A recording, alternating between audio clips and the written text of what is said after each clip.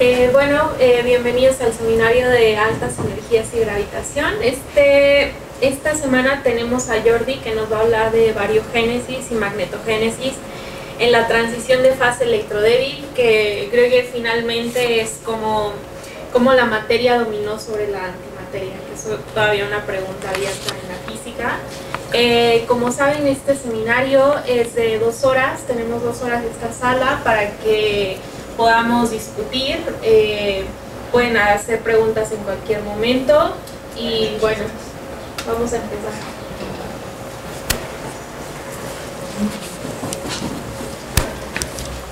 Hola, ¿qué tal? Buenas tardes. Como bien dijo Alicia, hay 2 problemas en la física moderna que representan un reto para nuestro entendimiento del universo, específicamente del universo temprano. No conocemos muy bien 2 cosas. Una, la bariogénesis, que es el problema de por qué hay más materia que antimateria en el universo. En el LHC, en los aceleradores más grandes que se tienen hoy en día, se crea antimateria y bien dicen por ahí que es el material más costoso de crear en la Tierra. Pero no solo es raro en la Tierra, sino es raro allá, muy lejos en el universo. ¿Cómo sabemos esto?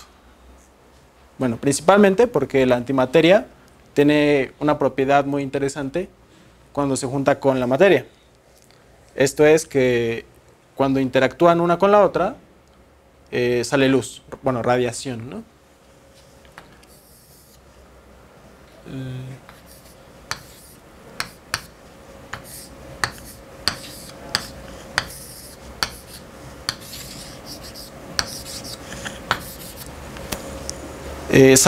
Salen rayos gamma de esta interacción. Esta interacción se llama de Bright-Wheeler. Y bueno, es luz de alta energía.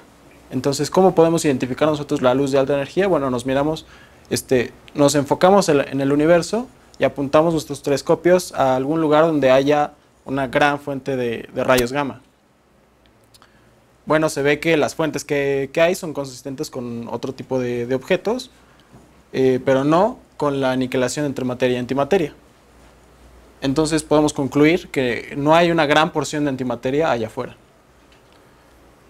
Bueno, si uno asume que hay una simetría inicial, entonces nosotros decimos, bueno, entonces pasó algo en medio, ¿sí? Después del inicio del universo pasó algo, y después llegamos al estado final, que es hoy en día a las 3 de la tarde, en la cual la materia domina sobre la antimateria. Bueno, y el otro problema del que hablo es la generación de campos magnéticos primordiales.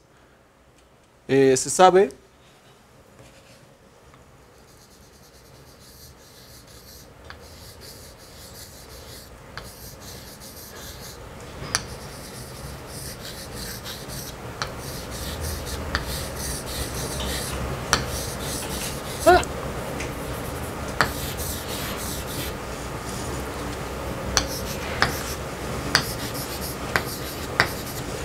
Aquí hice un dibujito de 2 galaxias y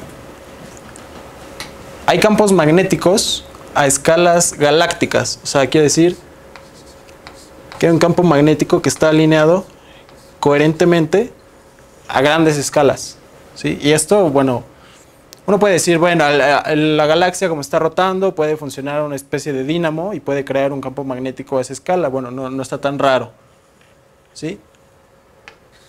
Pero lo sorprendente es que luego hay campos magnéticos que son coherentes a escalas intergalácticas, o sea, mucho más grandes que una galaxia. Y bueno, están ahí. Su intensidad es pequeña, 10 a la menos 15 Gauss. Los de la escala galáctica son 10 a la menos 6 Gauss. Y bueno, a comparación, el campo magnético terrestre es de 0.5 Gauss en promedio. Entonces, si bien son campos magnéticos muy pequeños, existen, son distintos de cero y no sabemos por qué están ahí. Entonces, ¿cómo se detectan? es una muy buena pregunta. se detectan principalmente por radiación sincrotrón. Bueno, si están cerca, como estos, bueno, estos Vía Láctea, se detectan vía el efecto Zeeman. O sea, nosotros sabemos más o menos aproximadamente la composición de la Vía Láctea. Entonces, podemos deducir la intensidad del campo magnético.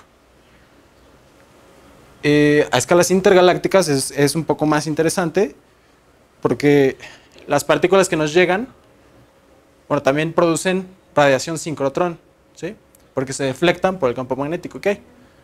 Entonces, esa radiación sincrotrón es proporcional a la intensidad del campo magnético. Y no solo eso, sino que cuando la radiación pasa a través de un campo magnético, también sufre un efecto de polarización, la rotación de Faraday. Entonces, eso nos da ambas componentes, componentes en el plano perpendicular a la radiación y longitudinal, ¿sí? Entonces, podemos hacer un mapita muy bonito del campo magnético, de estos campos magnéticos. Pero es muy buena pregunta. Bueno, aquí yo quiero resumir en pocas palabras qué es lo que hice yo en mi trabajo.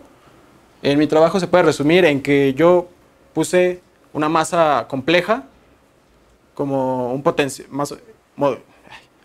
a modo de un potencial efectivo en una ecuación de Dirac durante la transición de fase electrodébil. Esto, bueno, normalmente se hace de formas mucho más complicadas. ¿Y esto para qué es? Para obtener una violación de CP. Una violación de CP efectiva. Ahorita vamos a ver por qué es necesario violación de CP para crear bariogénesis, pero no nos adelantemos. Y bueno, aquí puse un pequeño comentario. No nos debemos asustar con los términos complejos. En el lagrangiano del modelo estándar, en el sector de las corrientes cargadas, o sea, las que implican Ws más menos, nuestro lagrangiano tiene la matriz CKM, y como recordarán, la matriz CKM siempre nos dice, ¿no? Toda la violación del modelo estándar proviene de la matriz CKM. Entonces hay términos complejos en esa matriz que inducen esta violación de CP.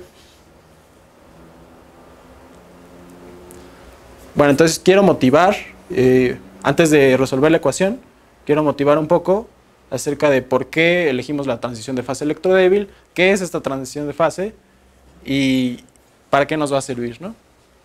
Bueno, entonces necesitamos un momento en la historia del universo en la cual la materia se comporte distinto de la antimateria. En particular, queremos que los quarks que tienen quiralidad izquierda se comporten distintos a los antiquarks con quiralidad derecha, que son su conjugado. Entonces, para esto es útil investigar un poquito más acerca de la naturaleza de esta propiedad que se llama quiralidad. Pero supongo que todos los asistentes saben qué es esto, pero vamos a ahondar un poquito en ello.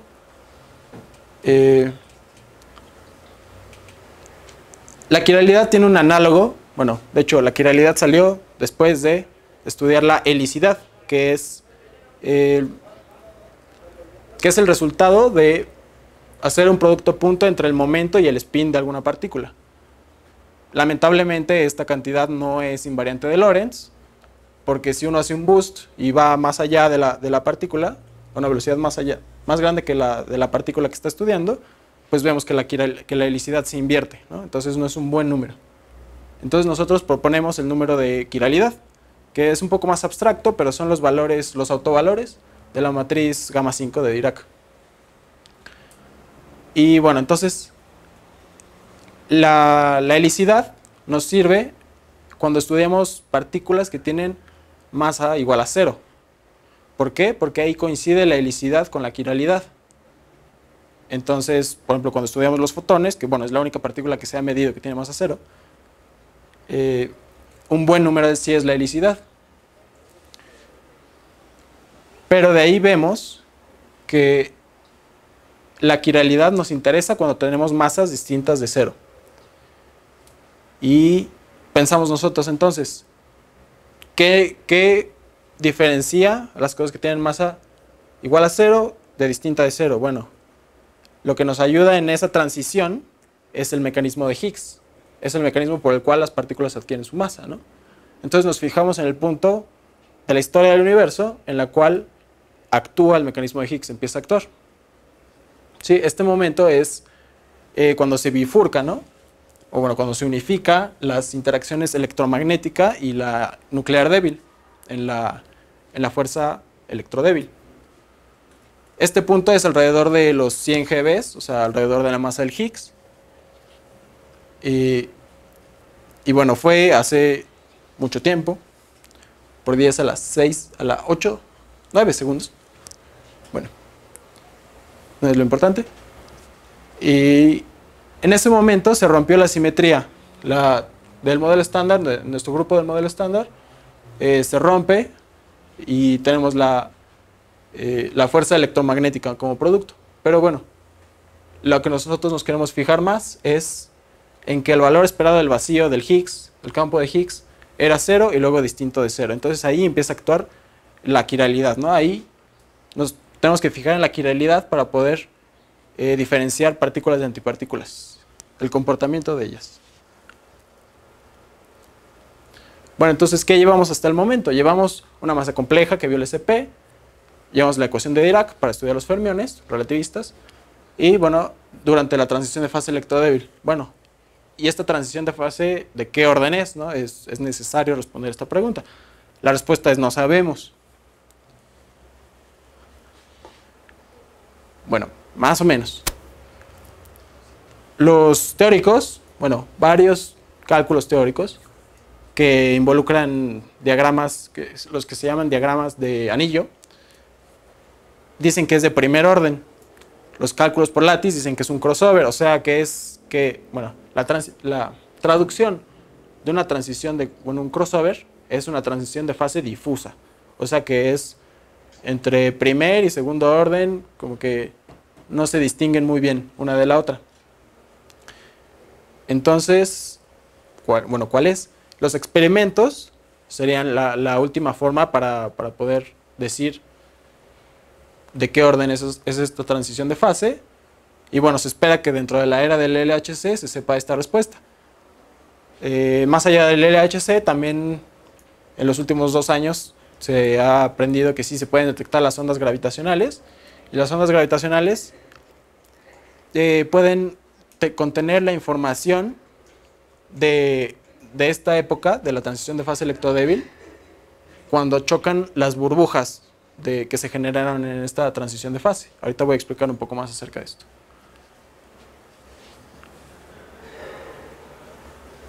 Bueno, voy a dar las razones de por qué elegí que esta sea una transición de fase de primer orden. Nosotros la vamos a suponer de primer orden. Uno, porque es posible. O sea, los cálculos analíticos, algunos, nos dicen que sí, puede ser de primer orden en el modelo estándar, ¿no? 2, tiene que ver con esto que acabo de decir al final, es altamente dependiente del modelo que estemos estudiando. O sea, en el modelo estándar es donde está esta encrucijada de que no sabemos de qué orden es.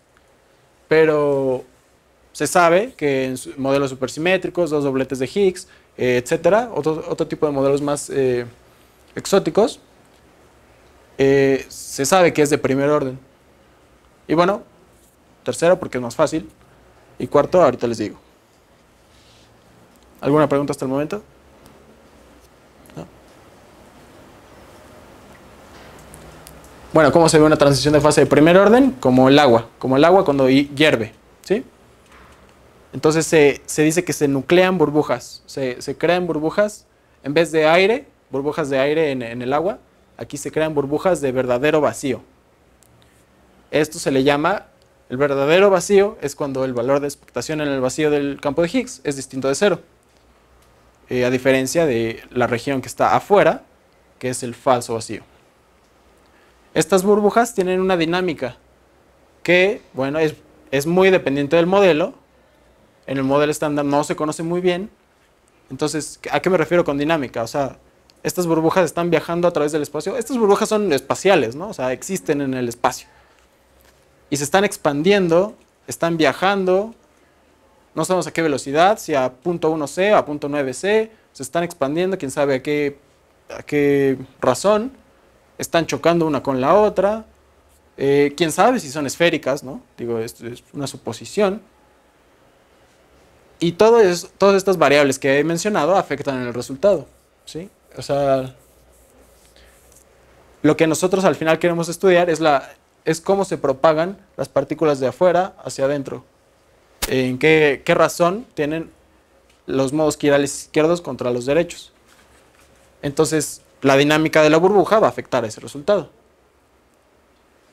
¿Pero eso es literal? ¿Qué? ¿Eso es literal, esas burbujas? Sí, exacto. Por eso mencionaba. O sea, existen en el espacio. O sea, digo, si la transición es de primer orden, ¿no? Claro. Si no, no. Pero esto lo que implica es que hay regiones, se llaman dominios, en los cuales se tienen un cierto conjunto de propiedades separado espacialmente de otro conjunto. Y eso son las burbujas. ¿Sí? Okay. Todavía no hay... bueno, con esto del mecanismo de Higgs uno sabe cómo funciona, pero todavía nadie sabe por qué de repente se empezaron a formar esas burbujas, ¿no? O sea, sabemos que hubo una transición de fase, pero no sabemos por qué. Pues, ¿sabes por qué? Porque la temperatura va bajando. Ajá. ¿Sí? Entonces, y empieza a actuar el mecanismo de Higgs porque esa es la masa del Higgs. O sea, hay un diagrama de fase que es la masa del Higgs contra la temperatura. Y esto es así. Esto es de primer orden y esto es un crossover. Okay. Entonces aquí se tiene una fase simétrica y bueno, no simétrica, ¿no? Entonces, para un juego de valores entre masa de Higgs y temperatura, se sabe que esto pasa. Entonces, el chiste, lo que les decía ahorita del modelo estándar y supersimetría, etcétera, es que nosotros no sabemos dónde está este punto. O sea, aquí sabemos que está al 125, ¿no? GBs. Pero no sabemos si este punto está aquí o acá, ¿sí? Para el modelo estándar. Nosotros suponemos que sí está aquí, ¿no?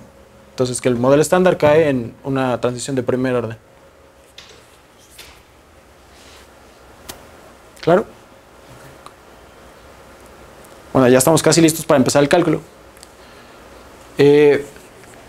Un físico ruso propuso hace 51 años las condiciones de Sájarov. Él es Sájarov, ¿no? Estas son las condiciones que cualquier teoría o modelo que quiera explicar la variogénesis tiene que cumplir. Y estas son solo tres, son necesarias, mas no suficientes, ¿no? O sea, puede que nosotros incluyamos estas condiciones y aún así nuestro modelo no tenga variogénesis. Bueno, la primera de ellas es la violación del número bariónico, que bueno, es clara, ¿no? O sea, si queremos violar el número bariónico, tenemos que permitir que se viole el número bariónico. Tiene sentido. Bueno, la otra es la violación de 6EP. Si no fuera el caso, se tendría que los procesos que crean más bariones que antibariones se compensen con otro proceso conjugado, ¿no? Y está la tercera condición, que puede que sea un poco la más difícil de cumplir, que es que se esté fuera del equilibrio térmico. O sea, si se está en el equilibrio térmico, no pasa nada, el universo está estacionario y pues, así se quedó. Vamos a ver si esto se cumple en el modelo estándar y en la transición de fase electrodébil. Se tiene que el número bariónico no se viola en el modelo estándar a nivel clásico, más sí se viola en el nivel cuántico. Sabemos ya perfectamente que se viola la simetría CP con lo que les había comentado de la matriz CKM en el modelo estándar. Entonces, check, ¿no? Ahora vamos a fijarnos en la transición de fase. Es de primer orden y esto implica que tenemos desviación del equilibrio térmico. Entonces, cumplimos las tres condiciones de Sájarov y estamos del otro lado. lo que ya les había comentado, o en una transición de fase de primer orden se tiene una nucleación de burbujas que separan dos regiones espaciales que tienen distinta simetría, ¿no? Ya les había explicado también lo del agua hirviendo. Bueno, entonces ahora vamos a comenzar con el cálculo. Y bueno, se sabe, esto sí se sabe, que el perfil de la burbuja, o sea, la pared de la burbuja, se ve así. Bueno, es la masa. La masa potencial es proporcional a 1 más tangente hiperbólica de la dirección longitudinal a la que estamos viajando, ¿no? Entonces, esto es el perfil de la burbuja, de la pared de la burbuja que separa esto.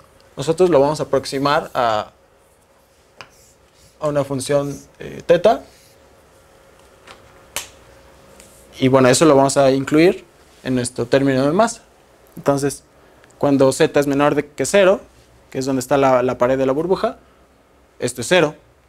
Y cuando pasa esto, cuando pasa la pared, ya es distinta de 0. ¿Sí? Natural. Y bueno, tenemos nuestra fase compleja, que es phi. Bueno, vamos a comenzar con el lagrangiano, lagrangiano de Dirac normalito.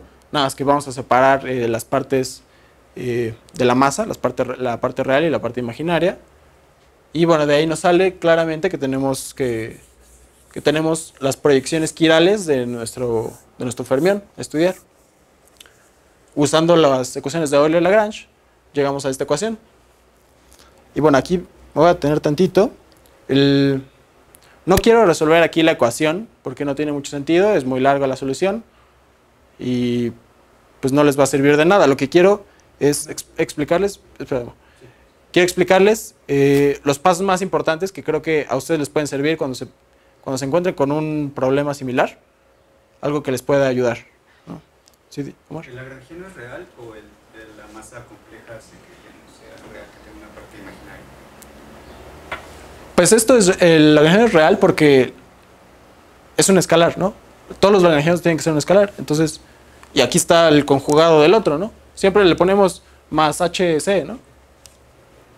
Y pues ahí está claramente el conjugado del otro. Bueno.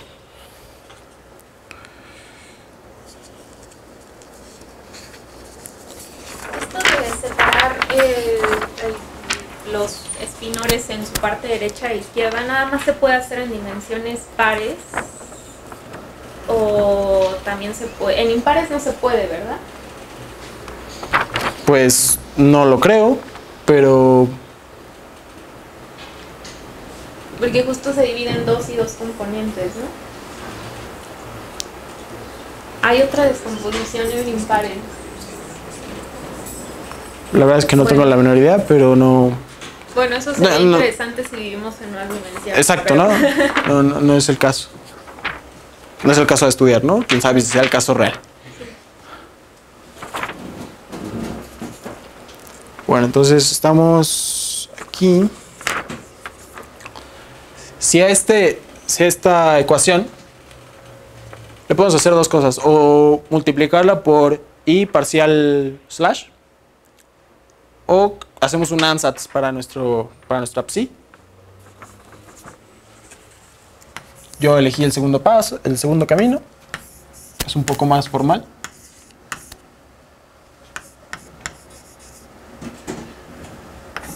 Voy a resumir aquí los proyectores.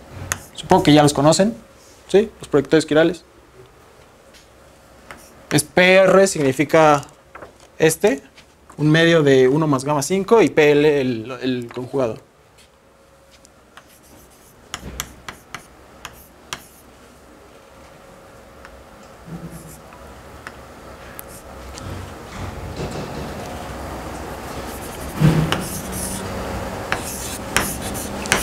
Ese es nuestro ansatz.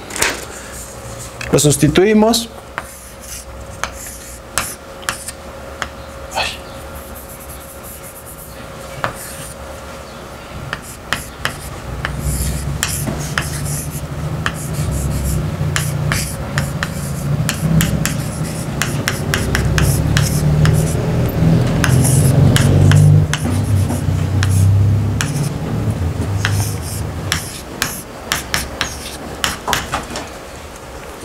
obtenemos 4 ecuaciones tipo Klein-Gordon.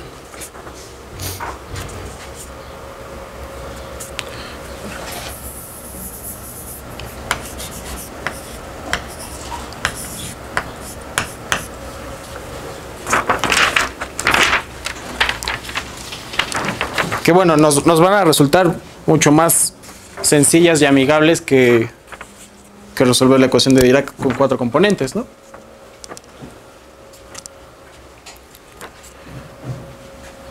Vamos a usar separación de variables.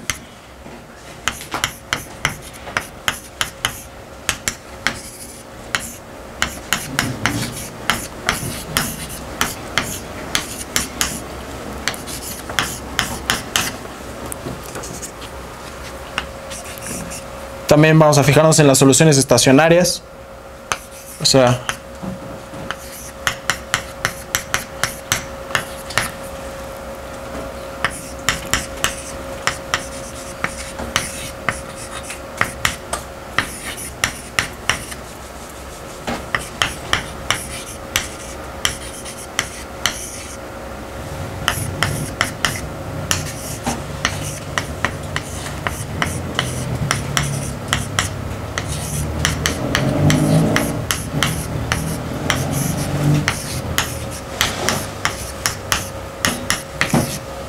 entonces ahora ya solo nos estamos fijando en la parte que depende de la coordenada espacial z, que es la componente longitudinal que se dirige hacia la pared de la burbuja.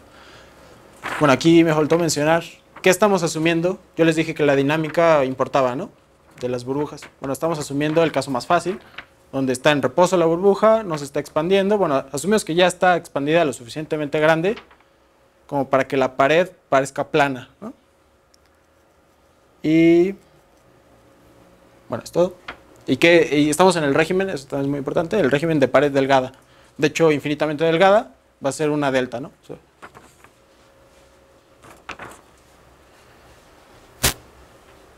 Y bueno, aquí lo que vamos a hacer va a ser separar esto en funciones multiplicadas por los eigenespinores de la matriz gamma 3. ¿Sí? Esta. O sea, sí. Esto creo que es uno de los pasos más importantes porque, digo, no lo hacen en todas partes. ¿Qué eigenespinores son? O sea, sabemos que para una partícula libre la solución de la ecuación de Dirac tiene las dos componentes de arriba son energía positiva, espin arriba, espin abajo, las dos de abajo, energía negativa, espin arriba, espin abajo, ¿no? Entonces esos van a ser nuestros eigenespinores, separaditos. Esa gamma 3 salió de que estás analizando la componente Z, ¿verdad? Bueno, exacto. La parte que sí. O sea, tienes una gamma mu aquí, pero solo estás viendo la Z.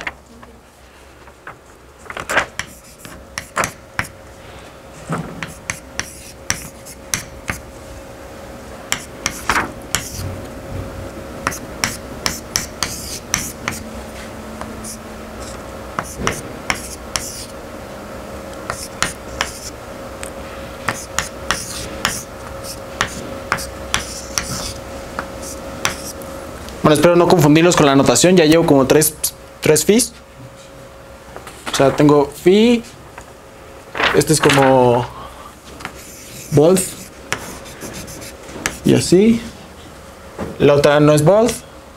Esta, la de la Z. Y estas ya son itálicas. O sea, esto todavía es un espinor. Esto ya no. Y estas son componente por componente, son distintas funciones. Uy. Bueno, y de aquí vamos a obtener ya algo más sensato.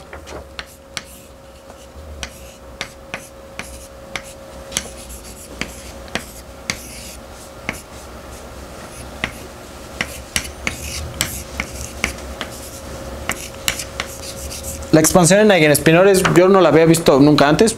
La vi hasta ahorita, o sea, en los trabajos previos que utilicé para hacer mi trabajo, allá la vi, pero nunca nadie me la había mencionado. Entonces, sospecho que eso les puede servir en algún futuro a ustedes.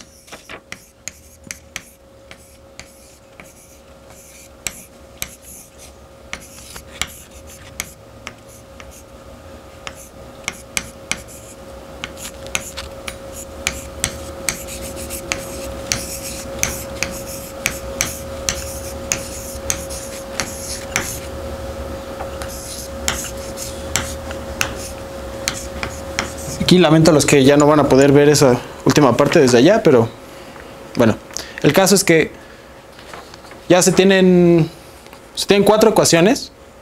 Hay otra análoga a esta, nada más que cambia un signo, cambia el signo de este y del coseno. Entonces, y estas nos van a juntar las funciones con energía positiva de las energía negativa. Entonces se van a ir mezclando y dependen de nuestra fase compleja que incluimos para violar CP. ¿Sí?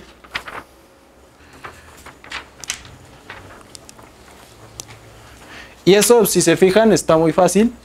Es simplemente mecánica cuántica. Si ya pasaron quinto semestre, habrán visto que eso va a ser un potencial delta, ¿sí? Claro, oscila con phi y lo que quieras, pero digo, eso es fijo para z.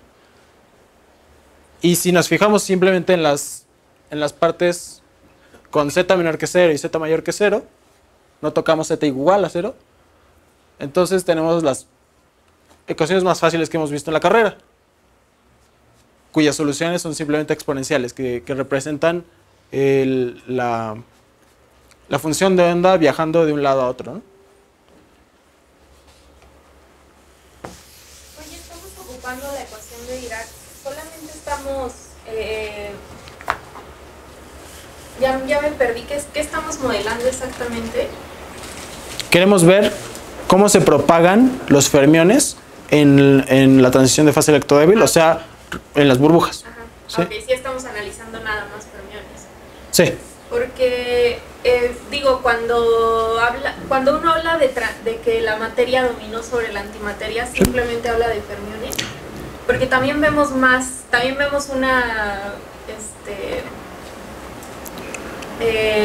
vemos que hay más bosones que... ¿Hay antibosones? ¿Sí no hay antibosones, ¿verdad? ¿Por qué no hay antibosones?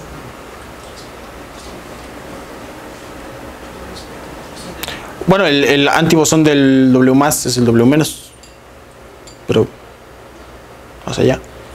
O sea, creo que el concepto de antipartículas sale del problema de las energías negativas, ¿no?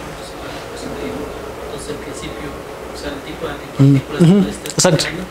Son, claro, claro. Digamos, son estados que corresponden a energías negativas que solución de fase negativa. Claro. O sea, con spin medio. Por eso, pero esas soluciones no pueden salir en otros, o sea... No, porque los bosones tienen otro spin, ¿no? Ajá. Entonces no se rigen bajo la ecuación de Dirac, entonces no pueden tener soluciones anti. Ah, bueno, o sea, justo mi pregunta es, o sea, ¿no pueden a fuerzas? Pues no, porque no se rigen bajo la ecuación de Dirac, que es la que predice las antipartículas. Ok, Sí. bueno. Bueno, pero lo que me dijiste me acuerdo de algo. Sí, estamos estudiando quarks más no leptones. Eso es importante, porque hay baryogénesis y hay leptogénesis, que bueno, es lo análogo con los leptones, pero se puede ver que una implica a la otra o una puede ayudar a la otra. Entonces, si respondemos baryogénesis, podemos ayudar a responder leptogénesis. Entonces, bueno, aquí podemos ver que para la fase simétrica, o sea, cuando z es menor que 0, o sea, cuando no hay masa, esta es nuestra solución. Y bueno, de nuevo, vamos a recurrir a quinto semestre.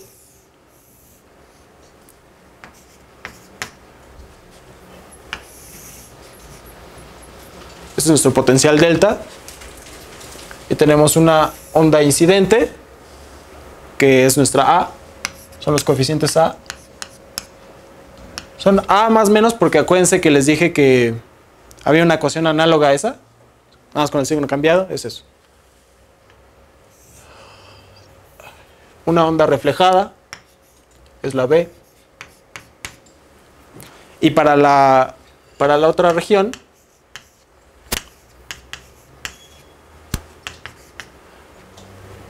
tenemos F y G. Bueno, también les decía que vamos a suponer que nuestra burbuja está vacía, ¿sí? Entonces no viene ninguno de allá, ¿no? No viene ninguno de adentro hacia afuera. Entonces esta solución no es física. La quitamos y nuestra G más menos vale 0. Vamos a resolver un sistema de ecuaciones.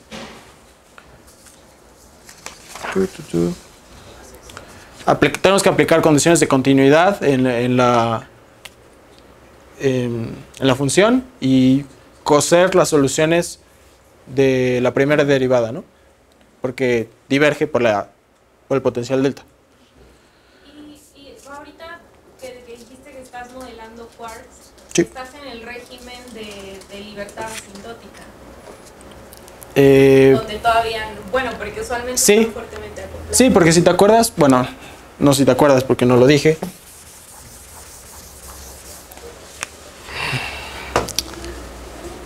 Hay dos transiciones de fase en la historia del universo. Una es la electrodébil y la otra es la que estás comentando, la hadrónica, la de la QCD. Pero esa, o sea, la transición de fase electrodébil se lleva a cabo alrededor de la masa del Higgs, 100 GeV, y la de la QCD se lleva alrededor de 300 MeVs. Cuando el universo está mucho más frío, o sea, sigue siendo quarks libres, ¿sí? Plasma de quarks y gluones. Buena pregunta.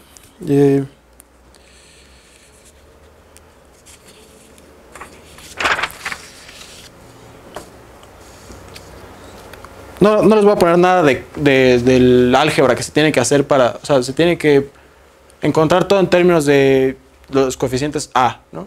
Para medir, lo que se quiere medir es como tasas, o sea, la tasa de los que se propagaron respecto a lo incidente. Y como nuestro incidente está medido por el coeficiente A, pues todo se pone en términos de A.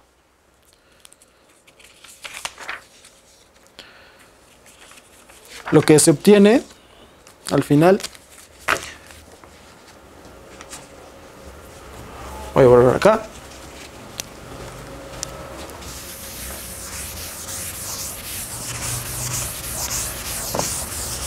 Lo que se obtiene de esas ecuaciones son los itálicos, ¿no?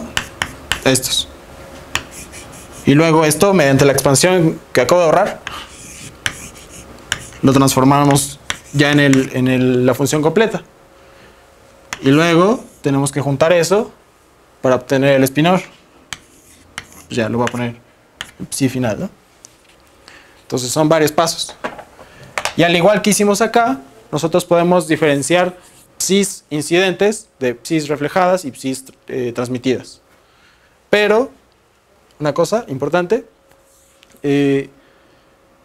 lo que nosotros, si se acuerdan, lo que había dicho que necesitábamos era comparar el comportamiento de los quarks izquierdos con el comportamiento de los quarks, antiquarks derechos. Y bueno, entonces necesitamos introducir los proyectores de quiralidad, porque si no, no estamos metiendo eso para nada, ¿no? Y bueno, lo que queremos nosotros es medir el flujo uno respecto al otro. Entonces, para eso calculamos las corrientes de Dirac, que son así. En particular, aquí nosotros tenemos la 3, ¿no? Y más allá, nosotros queremos la corriente L, ¿sí? R y L, ¿no? Y la correspondiente R. Entonces vamos a medir cómo se comparan uno respecto del otro. Y a eso está en una escala así ridícula, quién sabe, no nos importa. Queremos porcentajes, entonces la dividimos entre la corriente incidente. Y lo que obtenemos son estos coeficientes, se llaman los coeficientes de transmisión, quirales. Y bueno, están muy bonitos, pero si se fijan, el único que se diferencia en el uno del otro es en un signo, bueno, dos signos, que son en los términos que dependen de nuestra fase compleja. Entonces quiere decir que hicimos algo bien, ¿no? Si nuestra fase compleja es distinta de 0, bueno, distinta de un múltiplo entero de pi, vamos a tener que se van a comportar de distinta forma. Y pues ya está, ¿no? O sea, eso es justamente lo que queríamos, que se transmitiera más uno que el otro. Si se transmite más uno que el otro, entonces se tiene una corriente. Se va a generar una corriente neta. O sea, se transmitieron más quarks izquierdos que antiquarks derechos. Entonces ya lo hicimos. Y también recobramos el caso cuando phi es igual a 0, el caso cuando no hicimos nada, ¿no? Entonces, consecuencias, uno tiene una simetría entre los modos quirales. Para fermiones con carga, pues se tiene una corriente eléctrica. Y si se fijan, yo no he hablado absolutamente nada del segundo problema que hablé, de la magnetogénesis. Pero ahora sí, ¿no? Tenemos una corriente eléctrica y nuestra corriente eléctrica va a generar un campo magnético con la ley de Ampère. Aquí está nuestra corriente y el campo magnético. Aquí el campo magnético, la generación de este campo es muy sutil, o sea, se necesitan cumplir también otras cosas que en este trabajo yo estudio, por ejemplo, algo que se llama la helicidad de un campo magnético. Y bueno, se sabe de la literatura que si un campo magnético no tiene más allá de un umbral de helicidad, no va a sobrevivir.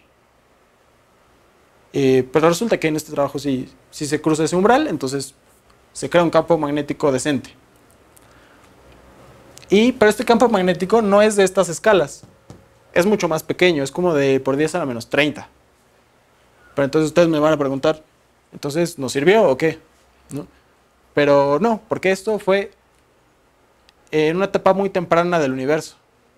Y pasaron muchas cosas después. Entre ellas se tuvo varios efectos, por ejemplo, efectos de dínamo, efectos de batería, que amplifican un campo magnético. Para eso se necesita lo de la helicidad. Si un campo magnético tiene suficiente helicidad, va a poder entrar en ese efecto dínamo y va a crear un campo magnético más fuerte. Lo va a amplificar a estas escalas. Y que sea coherente que esté alineado, ¿no? en esas escalas. Y bueno, ya para concluir, nosotros introdujimos una fase compleja a modo de un término efectivo para inducir violación de CP, y esto nos produjo un comportamiento distinto entre modos quirales que implica un comportamiento distinto entre materia y antimateria, y al mismo tiempo se genera una corriente eléctrica que genera un campo magnético. Entonces podemos resolver los dos problemas al mismo tiempo. Y bueno, es todo. ¿Preguntas? Sí. Bueno, quizá un poco si nos podrías hablar de la quiralidad del campo magnético y qué tiene que ver con que... Helicidad. Helicidad, perdón. Sí. Y con que sobreviva después. No, no puedo, porque sé poco. O sea, lo que usé fue simplemente hacer un cálculo rápido de la helicidad. Que, mira, nuestra burbuja nosotros estamos asumiendo que es esférica, ¿no? Entonces estamos asumiendo que llegan, supongo que sean radiales, todas, ¿no? Pero no llegan con la misma energía las partículas, ¿no? Incidentes. Entonces no generan una corriente magnética, una corriente eléctrica igual, ¿sí? En todas las direcciones. Entonces, por la regla de mano derecha, el campo magnético no va a ser uniforme, ¿sí? Pero se necesita que sea lo suficientemente uniforme. Es la helicidad, ¿sí? Y bueno, en este trabajo sí se cumple. También está suponiendo que no hay nada dentro de las burbujas cuando están nucleando, se producen. ¿Eso es porque tiene que ser así o puede ser...? Bueno, no es que esté vacía, sino que es muy grande. Entonces, tiene mucho espacio vacío. Entonces puede haber como que se genere materia. No, ahí no se genera materia. O sea, la materia está afuera. Se creó el universo afuera de la burbuja. La burbuja solo es un dominio de vacío. O sea, se llama de verdadero vacío. Entonces, es una burbujita, ponte tú de aire, y le va entrando las cosas. Toda la materia le va entrando. Pero adentro no se generó nada. Y, o sea, ¿qué significa o cómo puede uno interpretar notar esto de que tengas un término de masa que sea complejo? Como les decía, no es que la masa sea compleja, yo me suba a la báscula y pese 70 más 50i. O sea, es que es un término efectivo. El potencial de Higgs en esta etapa pues es tal, y se puede modelar. Nosotros modelamos esto como una masa compleja, nada más para introducir la violación de CP, porque la violación de CP solo importa cuando está aquí, ¿no? Y es justo lo que estamos haciendo, o sea, estamos acoplando el término complejo en un término que solo va a actuar en este punto del espacio. O sea, es efectivo, no es que sea así. Pero, o sea, no hay otras teorías o, bueno, otros modelos que te digan, no de esto, pero otros modelos de los que tengas una teoría efectiva que te den más o menos intuición de qué significa o de dónde vienen, de dónde salen esas masas imaginarias, que sí son términos efectivos, pero cómo salen de la teoría más fuerte a la efectiva, qué significan. ¿Ejemplos de eso? No, o sea, no,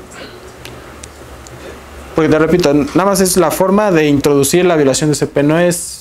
Sí, o sea, claro, no es que sea primeros principios que tenga sentido. Mi punto es que si no hay alguna forma si no hay otro ejemplo donde igual efectivamente, bueno, donde igual de forma efectiva salgan términos de masa imaginaria, y que de una teoría ahora sí de primeros principios o más fundamental te dé intuición de... Masa no, pero sí la incluyen de otro tipo de formas, o sea, muy variadas.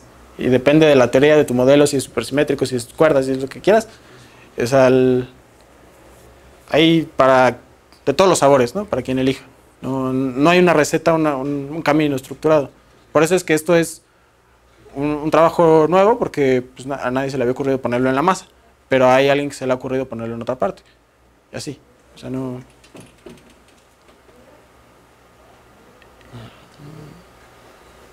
Sí. ¿Cómo se diferencia, bueno, al caso en el que no tienes una transición de fase de primero, que tienes otra cosa?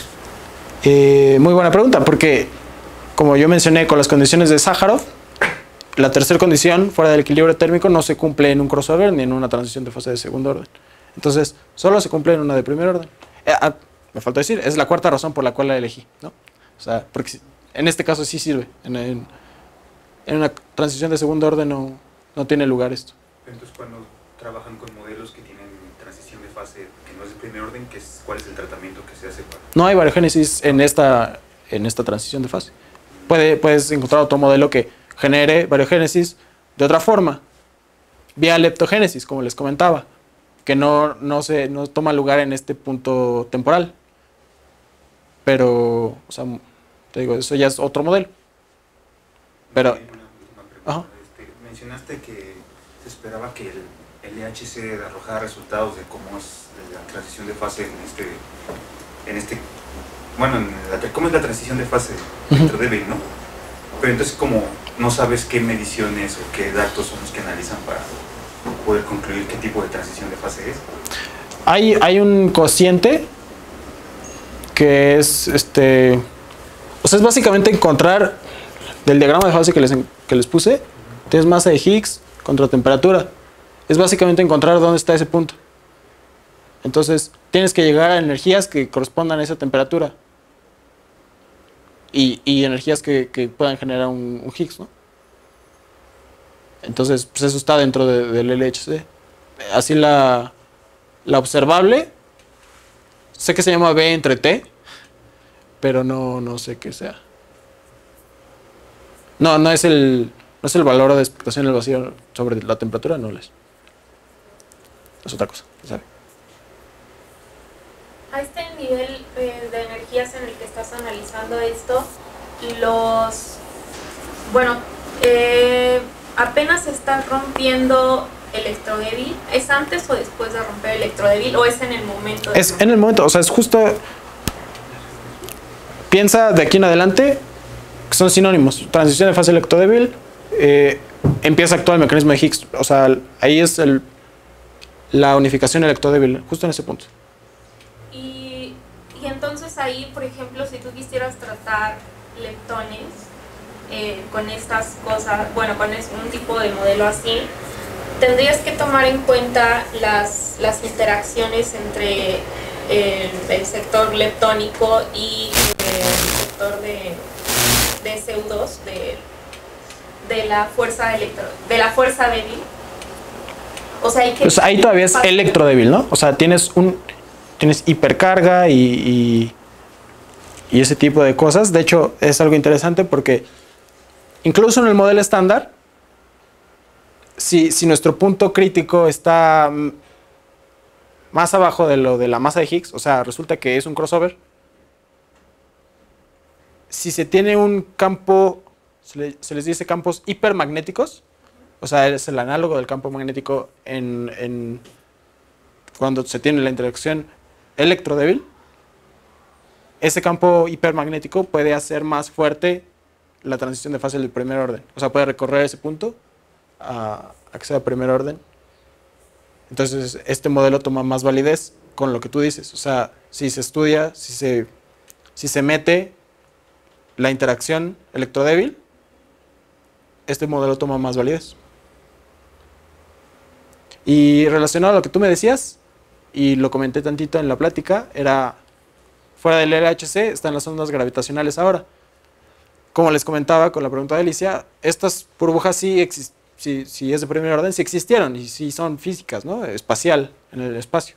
Entonces, cuando chocaron unas con otras, imagínense que chocan cosas del tamaño intergaláctico a velocidades de 0.9 c, generan un estruendo fuerte en el espacio-tiempo que se pueden ver en ondas gravitacionales, o bueno, se espera que se vean.